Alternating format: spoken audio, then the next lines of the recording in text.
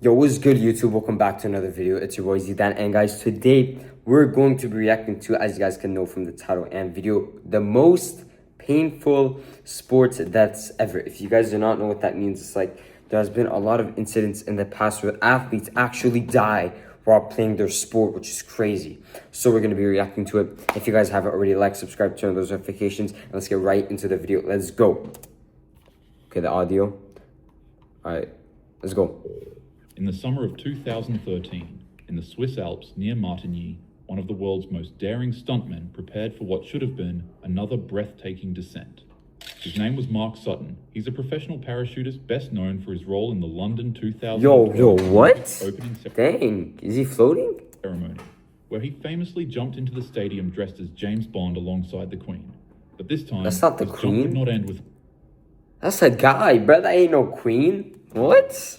Sutton launched himself into the sky in a wingsuit, soaring across the mountain valley. Oh my God, he's gonna.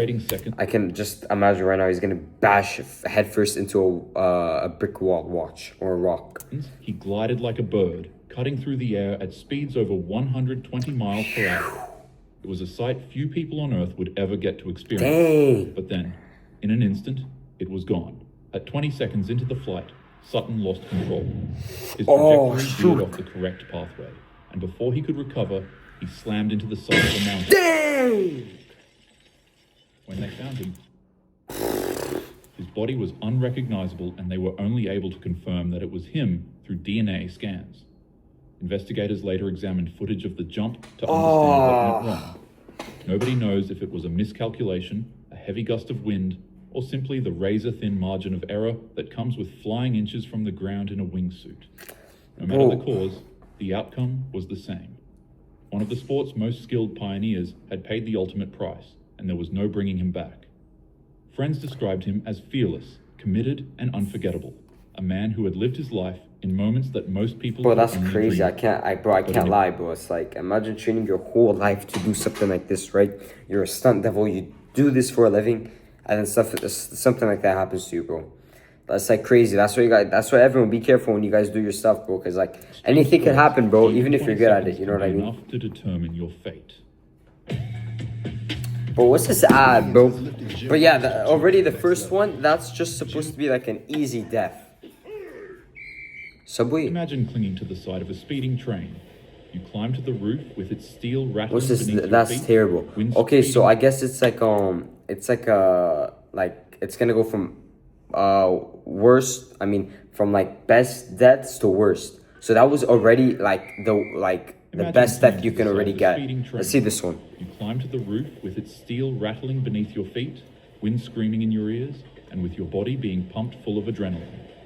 That's train surfing, one of the most dangerous extreme sports out there. Oh, is this guy floating? What's going on?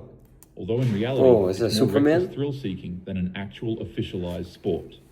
It started decades ago in places like South Africa, Russia, Bro, that's just and stupid, Germany, bro. It's so spreading dangerous. worldwide as a dangerous daredevil subculture. One of the most prominent areas train surfing has become a part of is New York. On a Saturday afternoon in the Greenwich Village, down in the tunnels of the West 4th Street subway station, trains thundered through the darkness. Oh, bro, someone's gonna fall on the tracks, bro. Oh my days, watch. Steel frames rattling the walls as they sped past. For most, it was just another commute, but for one man, it was his opportunity to go train surfing.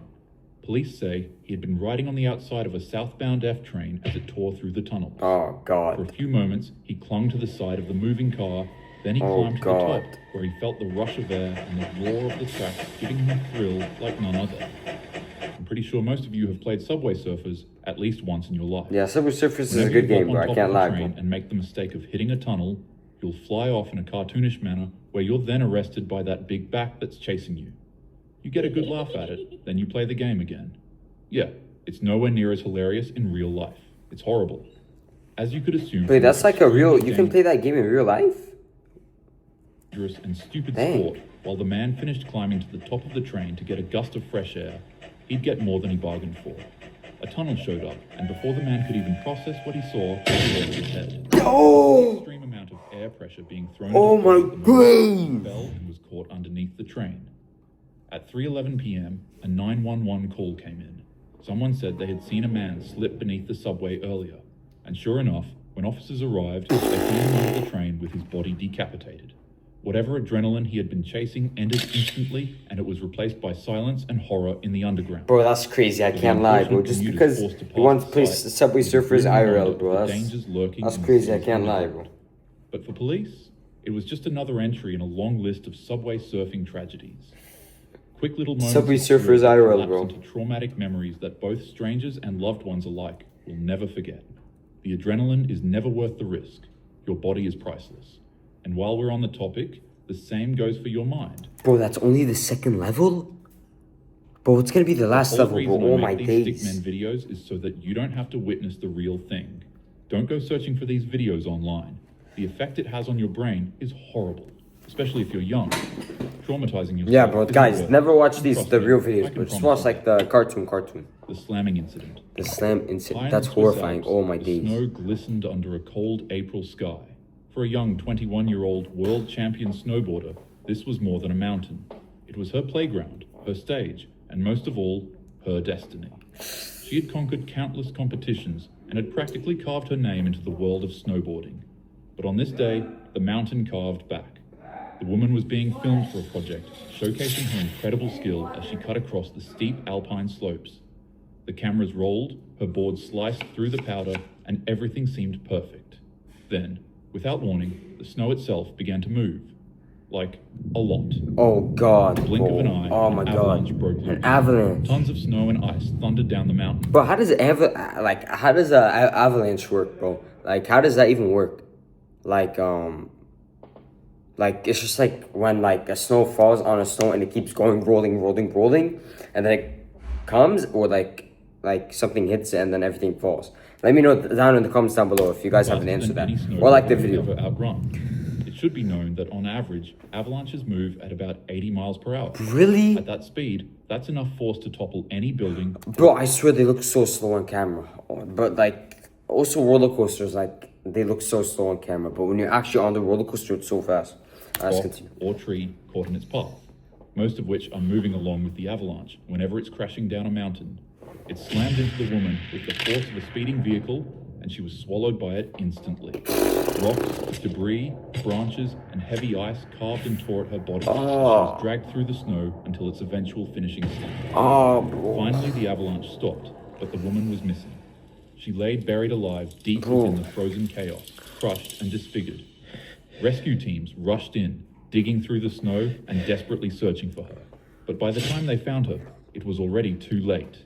Even with safety gear and avalanche detectors, the force was overwhelming. Dang. This woman, once one of the brightest her? and youngest stars She's in 21? was gone in seconds. Even champions are fragile against nature. Yeah. If you're an outdoorsy person like me, always be alert of its dangers. The Red Bull incident. The Red Bull? Red Bull gives you wings. And its air was alive. Nightmare. Oh, bro, this is about to be bad, bro. I have to put my cap forward, bro. It's about to be bad. This is about to be so bad. Violent rhythm of tradition. In the center, a matador faced down his opponent.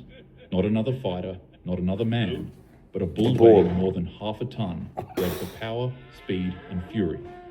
At first, the fight went as expected. The matador waved down his red cape, and the bull charged. As you'd guess, in the background, the crowd roared at each narrow escape. With over 2 decades of experience in the ring, yeah, he should be like crazy good. 39-year-old Spanish bullfighter was known as one of the best to do it in his time. Okay, so what happened? He tossed his cape to one side effortlessly, But probably thwarting the bull's charge. guys, he probably slipped, bro. Oh my god. Then he'd do it again to make the crowd go wild. But then, in a heartbeat, the balance shifted. He'd put up his cape again for the bull to charge past him, but unexpectedly, it caught him. Oh The bull no. slammed into the matador's face with a force that was so brutal that the horn struck him in his skull, fracturing upward through his jaw and out his eye. Oh my god, He that's was hit directly fiend. in the head by a 1,000-pound bull's horn, effectively splitting his face in two. The crowd fell silent as bull poured onto the sand. The matador dangled helplessly, impaled by the animal until it heavily thrashed him off of its horn. The worst part is that the man was fully conscious. He rose back from the ground like a zombie and began screaming that he couldn't see, Oh sending my the crowd god. into a horrific panic. Other bullfighters jumped into the ring to distract the bull and to retrieve the man's body. Bro. Once again, his face was split in two, His teeth were shattered, his jaw and cheekbone were fractured. Oh my and the God, that's so forehead bad. punctured out his That's eye so and bad. pierced him right through his skull. Bro, his little skull. Bro, his literal skull split and flip in half. Like that. Oh, that's so painful. And bro, like today I had PE, right, in school, and I was like painful over me jamming my finger against the basketball. But this, to everyone's complete and total shock, the man actually somehow survived. he survived! He pierced his skull and was dangerously close to his brain, but it missed.